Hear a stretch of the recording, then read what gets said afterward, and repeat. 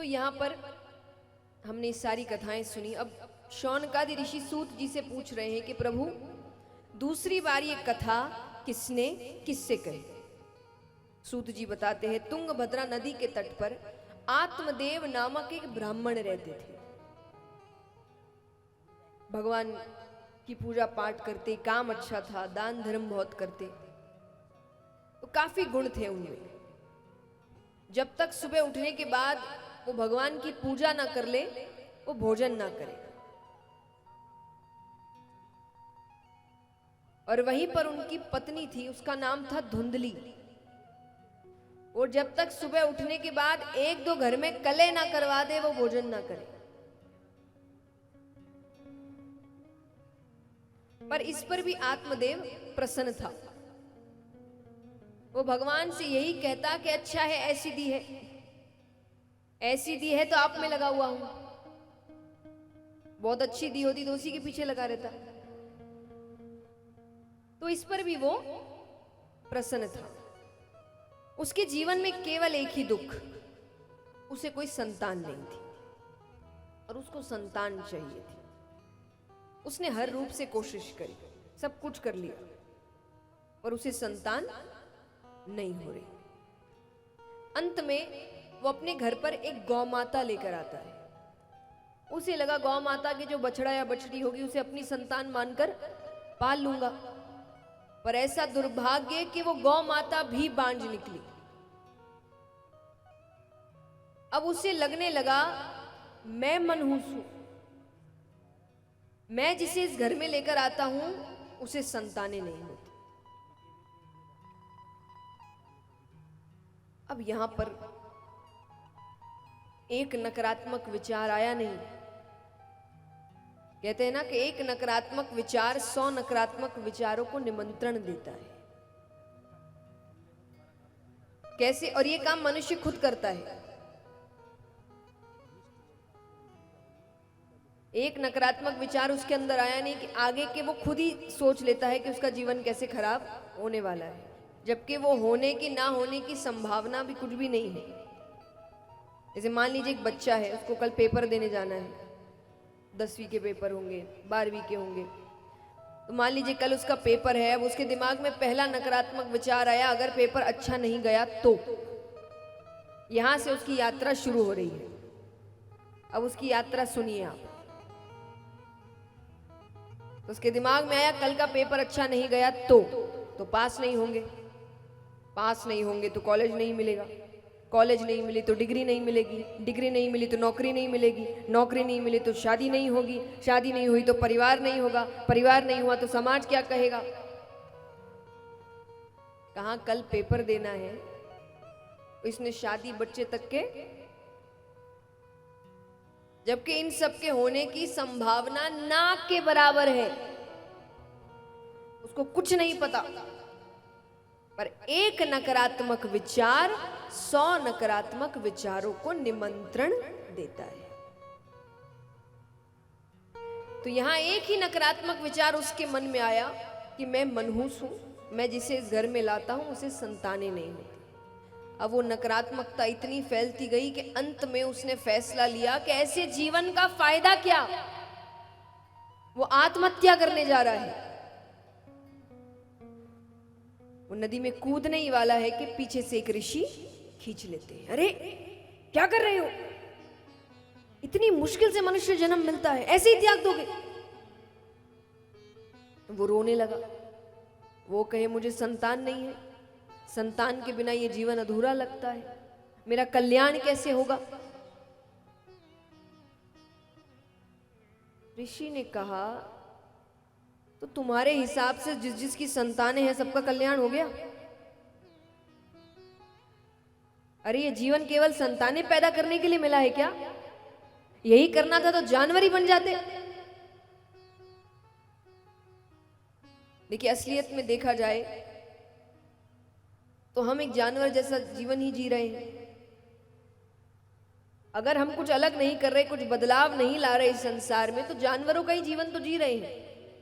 आज हम काम करते हैं पेट भरने के लिए, वो शिकार करता है पेट भरने के लिए। हम शादी करके बच्चे पैदा करते हैं, वही बच्चे पैदा कर रहे हैं। इतना ही कर रहे हैं, और बच्चों का ध्यान रख रहे हैं, बच्चों को भी वैसी जिंदगी वो जैसे हमने जिया वो भी वैसे ही जी रहे, मर गए, खत्म कहानी। इतना ही करना था तो जानवर ही बन जाते।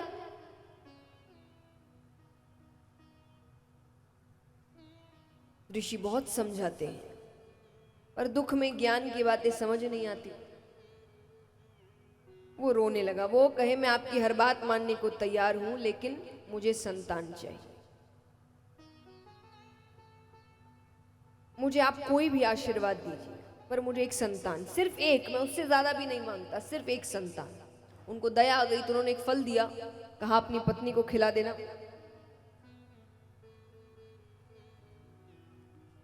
कहा अपनी पत्नी को खिला देना।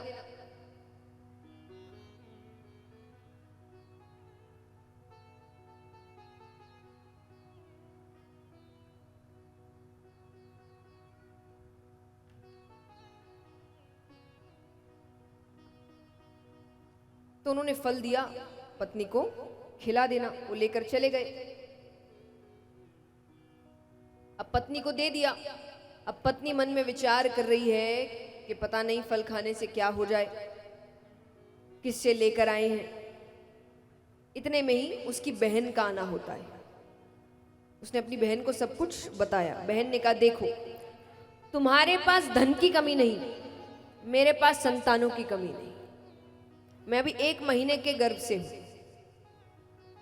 तुम अपने पति से कहना कि तुमने फल खा लिया, तुम गर्भवती हो गई, पर संतान तुम अपनी बहन के घर पैदा करोगे। मुझे जो संतान होगी वो मैं तुम्हें दे दूंगी, और तुम मुझे उसके बदले बहुत सा धन दे देना। उसको बात सही लगी। अब वो कहे कि इस फल का क्या करे। अरे बोले इनसे कुछ होना है क्या। गौ माता की टोकरी में डाल दिया। उसको गौ माता ने खा लिया, वो गर्भवती हो गई। 9 महीने बाद दोनों को बालक हुए। अब धुंधली से जो बालक हुआ उसका नाम रख, यानी जो बहन से वो लेकर आती है उसका नाम रखा धुंधकारी। और गौमाता से जो बालक हुआ उसका नाम रखा गौकर्ण। गौकर्ण नाम क्यों रखा। उसका शरीर मनुष्य का था पर कान गाय के थे, इसीलिए उसका नाम रखा गौकर्ण। अब दोनों बच्चे बड़े होते हैं। गौकर्ण जी बहुत अच्छे बालक हुए, और वहीं पर धुंधकारी सर्व अवगुण संपन्न। आपने नहीं सुना हो तो फिर कहूं, सर्व अवगुण संपन्न। ऐसा कोई अवगुण नहीं जो उसमें ना हो। झूठ बोलना, चोरी करना, मदिरापान करना, नशा करना, गलत संग करना, वो सब करता। अब यहां पर थोड़ी अच्छी उम्र हुई तो गौकर्ण जी गुरुकुल जाने लगते हैं। पिता से कहा कि मेरे हिसाब से अब आपको भी गृहस्थ त्याग देना चाहिए, क्योंकि पहले गृहस्थ वाले भी जीवन भर गृहस्थ में नहीं रहते थे। जब बच्चे अच्छे समझदार हो जाते थे तो उनको काम सौंपकर वो वैराग्य ले लेते थे। तो उन्होंने कहा कि मेरे हिसाब से आपको भी अब गृहस्थ त्याग देना चाहिए। तो पिताजी भी वन की ओर चले गए, वैराग्य ले लिया। अब घर में केवल पत्नी और धुंधकारी। अब वो नशा करता था। नशा करने वालों को सही समय पर नशा नहीं मिले तो बेचैनी होती है। अब एक बार उसको नशा करना है, धन की जरूरत है, उसके पास धन है नहीं, तो माँ के पास आता है कि मुझे धन चाहिए। घर में कुछ नहीं था, उसने कहा मेरे पास कुछ भी नहीं है। उसको इतना क्रोध आया कि उसने क्रोध में आकर अपनी माता को ही मार दिया। अब पूरी आजादी, और जितनी भी गलत संगत थी उन सबको लेकर आ गया। उनके कहने पर राजा के खजाने में चोरी करी। अब उनको लगा एक ना एक दिन तो पकड़े जाएंगे, तो एक रात्रि उसको बहुत मदिरा पान कराया गया, इतना कि वो खुद कुछ करने की हालत में ना रहे। अब उसको मारने की कोशिश कर रहे हैं, बहुत से तरीके अपनाते, यानी अब वो अधमरी हालत में है पर मर नहीं रहा। इतने पाप किए हैं, आसानी से तो मरने वाला नहीं। अंत में गरम गरम दहकते हुए कोयले होते हैं, वो उसके मुख में डाल दिए गए। बहुत दर्दनाक मृत्यु आई। उसके बाद भी उसे मुक्ति नहीं मिली, उसे प्रेत योनि प्राप्त हुई। गोकर्ण जी को पता चलता है, वो श्राद्ध इत्यादि करा के घर पहुंचते हैं। रात्रि में किसी के रोने की आवाज आती है। उन्होंने जोर से कहा, कौन है? एक आवाज आई, मैं तुम्हारा भाई धुंधकारी, मुझे प्रेत योनि प्राप्त हुई है, मेरी मुक्ति के लिए कुछ करो।